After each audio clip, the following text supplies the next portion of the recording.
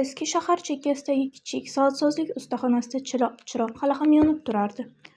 Usta ko'ziga mikroskop taqib o'ta nozik bir soat mexanizmi tuzish bilan band edi. Shu payt eshik qo'ng'irog'i chalinib, eshikdan qora palto kiygan, yuzlari rangpar bir yigit kirdi. Uning qo'llari titrar, nigohlarida esa qandaydir qo'rqinch va shoshilinch bor edi.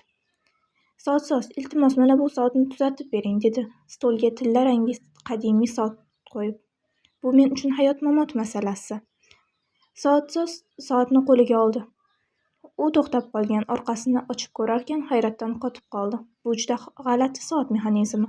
Men bunaqasini umrimda ko'rmaganman. U nafaqat vaqtni, balki soniyalarni ham ortga hisoblayapti, dedi. Shunday deb baqirib yubordi yigit vahima bilan. U to'xtab qolmasligi kerak. Agar u to'xtab qolsa, hammasi tugaydi. Usta ishga kirishdi. Tashqarida yomg'ir kuchaydi. Yarim soatlik tinimsiz mehnatdan so'ng soat ichidan yana chiq-chiq degan tovush eshitildi. Soat yana yura boshladi. Yigit yengil tinim oldi. Yuziga qon yugurgandek bo'ldi. Soatsozga bir dasta pul tutqazib minnatdorchilik bildirib shoshib chiqib ketdi. Ustaxona yana sukunatga cho'mdi. Soatsoz stol ustini yig'ishtirarkan, birdan boyagi yigit o'tirgan joydagi bir parcha qog'ozga ko'zi tushdi. Bu yigitning hamyonidan tushgandi.